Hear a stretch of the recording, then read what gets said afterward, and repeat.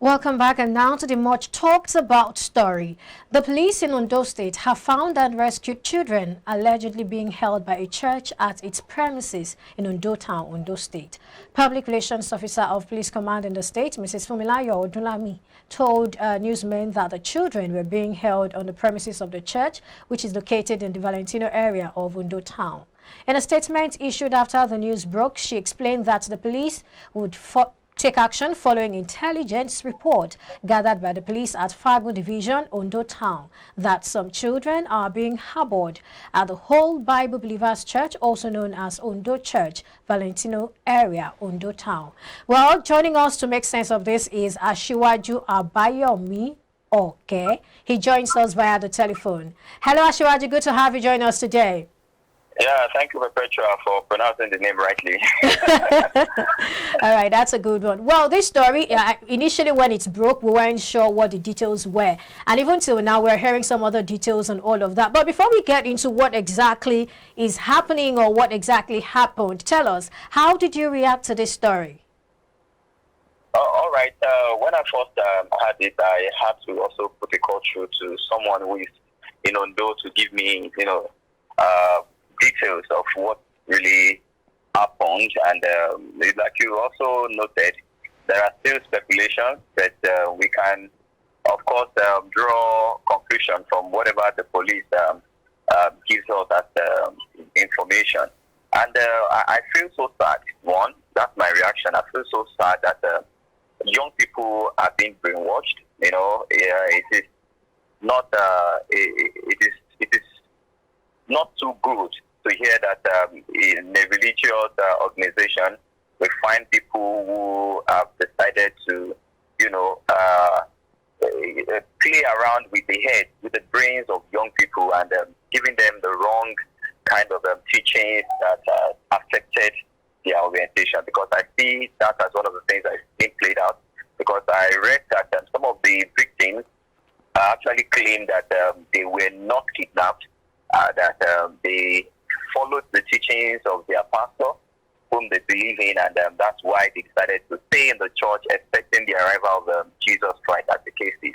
But I think it's quite worrisome that we are beginning to use religion to, affect the mentality of young people, and this is not a good thing. Because why I keep saying young people is because there's going to be a ripple effect on this. Because if at a younger age you are being manipulated as a kid, you will definitely also carry that kind of orientation to your own offspring as well, and may become a generational thing. And I think it's something that we should begin to talk about and see how we can curb it at this early stage. All right, now so let's look at the fact that children are involved. I mean, what does that even connote? What does that even say? I mean, legally speaking, children who are being held, can we say that these children, went there on their own or on their own accord? As a matter of fact, the moment the parents deny the fact that they are not aware, that they did not give their consent to their children being held by this church, the church or the leadership of the church, the leader of the church, has violated the fundamental human rights of these children. According to child rights, their right has been violated, because even to get married to anyone below 18, you must seek the consent of their parents, let alone to now harbor them, in a very unconducive environment that is not quite suitable for human beings. So I think the leadership of the church has violated the rights of these kids, and they should, on that note, even be prosecuted. You understand? So I feel for the kids once again, because it's not an ideal thing to even happen to them. Well, Ashwaraju, let me come in here. Beyond the issue of the kids in terms of holding them, we're looking at multiple, criminal charges here. There's the place of kidnapping. There's the place of, child abuse, among others. There are those who claim that this is beyond, religious fanaticism in terms of the radical notion or transformation of these congregants, that this is kidnapping, plain and simple. What's your perspective about that notion? We can't conclude that it's a case of kidnapping. One, we need to hear from the parents of these victims these children as it is here among, because I'm aware that we have children, we also have some teenagers and adults among them.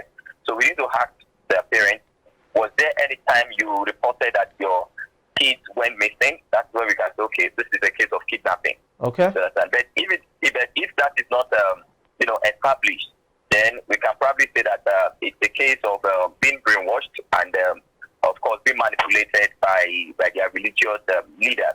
So yes, you have talked that there might be multiple charges and all that. Yes. But, if the parent says that this is not they are aware that their kids are there, then it's not a case of kidnapping. But if they say they are not aware, then a kidnapping case can be established.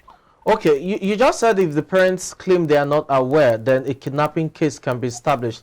How about claims that, okay, I'm aware my child is there, but I've fought, against the child being there. I've tried every means possible to get the child out of that, church premises, but to no avail. Isn't that also some sort of, case? Not necessarily kidnapping now, but probably, a forceful hold of an individual beyond the person's will? If any parent comes out to say what they have just said now, that they've made efforts to get their kids released from the, I don't want to use the word captivity. Okay, but the church premises. And if they come out to say such, then we can also charge them to be complicit in this matter. Okay. Why? Because did you take the necessary legal steps? Did you file a report at the police station that somebody is holding or having you in the custody of your child without your express approval, and you are not pleased with where your child is? So if there is no formal report like that at any police station, then the parents too should be charged alongside this man or this so-called man of God as it is. All right, Ashiwaju, you're listening to or reading some of the accounts of some of these maybe victims, maybe we should just call them victims, listening to some of their accounts. Some of them were talking about the fact that they had to disown their parents. And that brings to question, is this really Christianity, or what should we call this? I also want to establish the fact that it appears we are failing seriously in our parental duties as parents in this part of the world, and I cannot even lay my hands on the factors that give way for this. Because how can a child, trust an outsider more than his or our own biological parent? It's a clear case of failed parenting on the part of the parent.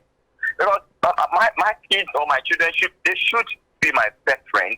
They should be able to confide in me. I should be able to create an environment where we can relate, communicate, without fear or any form of intimidation. So if a child is now claiming that I'm sorry, my parents are not doing the right thing, and I find solace in my pastor's care, then something is wrong with the parents. Then they should check them. So that's why I think this is a broad discussion that should also, of course, unearth and unveil some of the challenges that we have in various families, in various homes.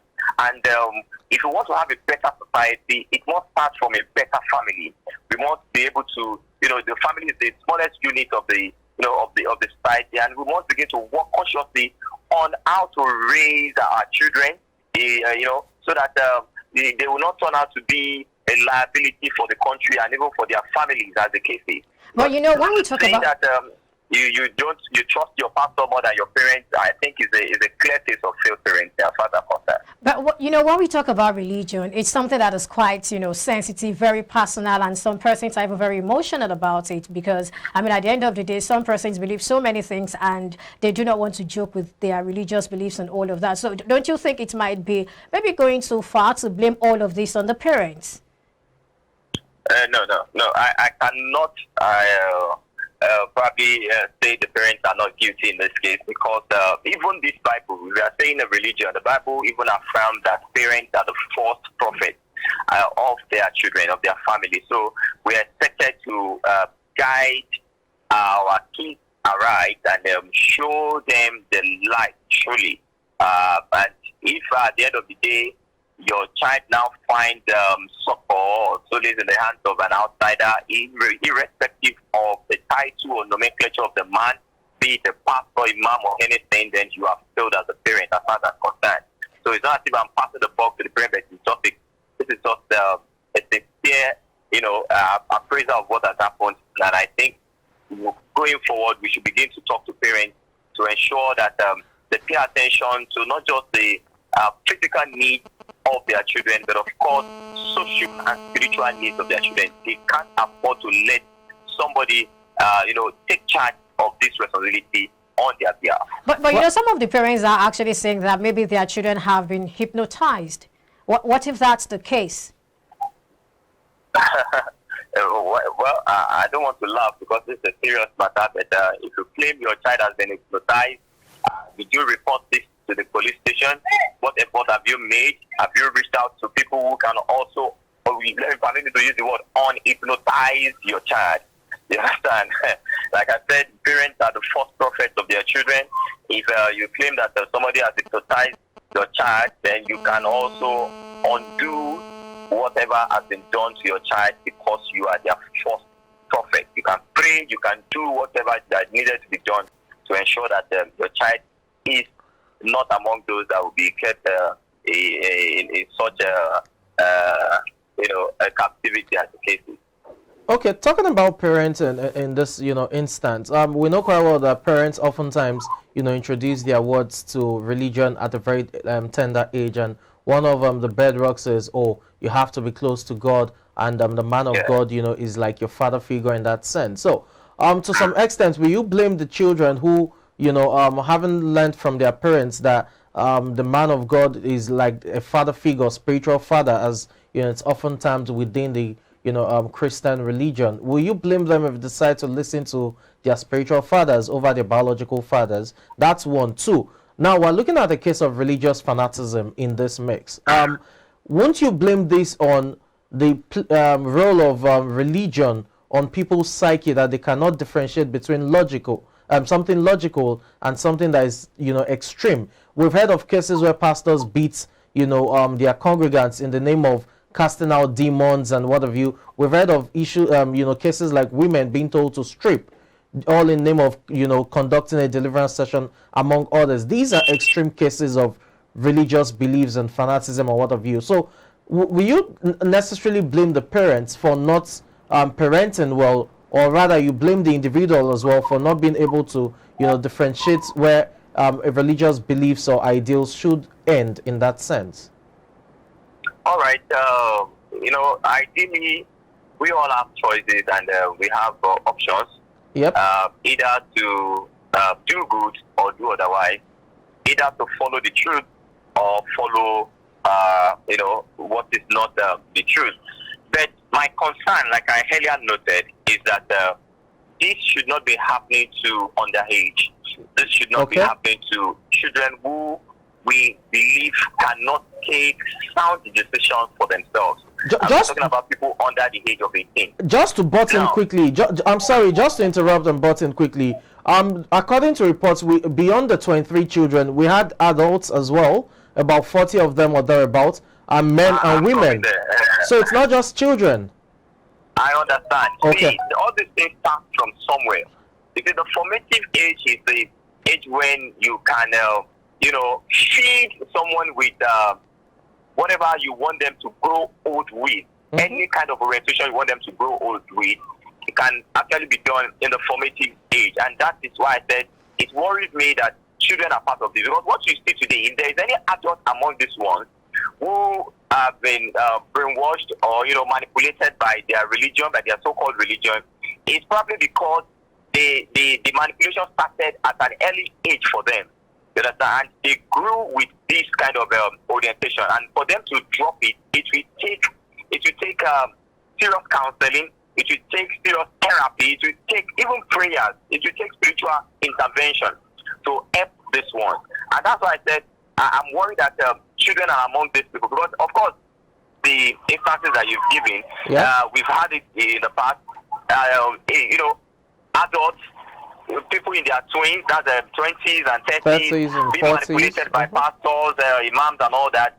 And I keep saying that probably this thing started at their adolescent age when they could not make sound decisions on their own. Do you understand? But they need to be helped. I think that is one thing that we should concentrate our efforts on now. That these people need to be helped, and let's see how we can actually help them.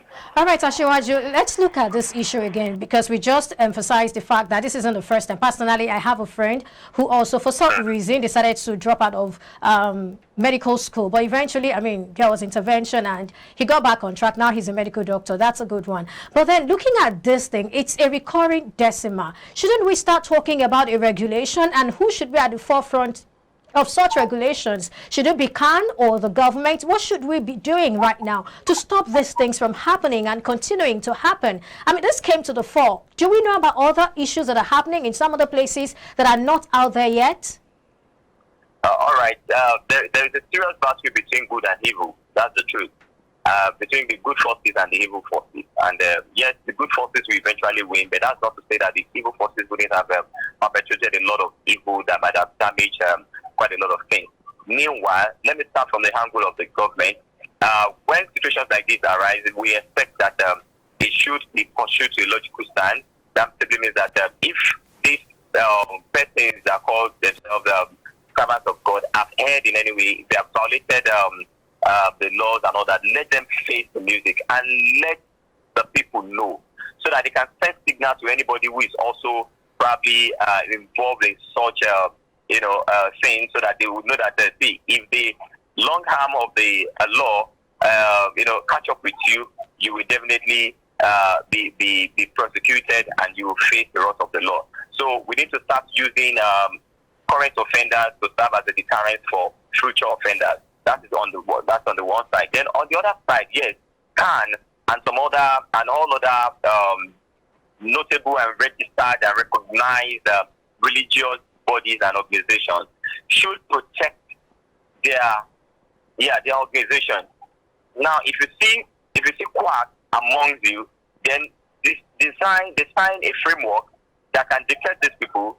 They sign a framework that can deter them from marring the image of your own organization. Just for example, the icon of this word can design something to check the SSCs of chartered account, or check the SSCs of quack accountants.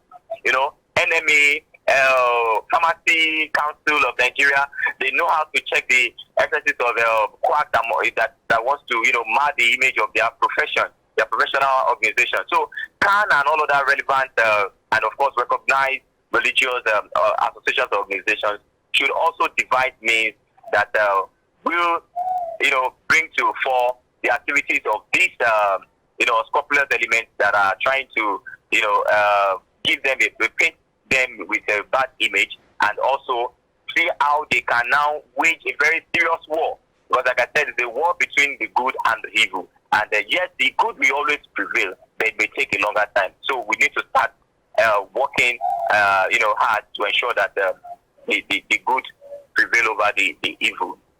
Okay, Ashiwaju, just as we wrap up this conversation, what should be the next step? I mean, I know you mentioned earlier that the children or the victims, need to undergo therapy, they need counseling, possibly spiritual intervention as well, just to reorient them back into society. But while looking at the culprits now, in order to curb these acts of religious, extremism, what are the measures that should be put in place to serve as deterrents to others who may want to perpetrate such acts? Thank you. Now that we have named them, let us shame them. That is, take them through the process of, prosecution.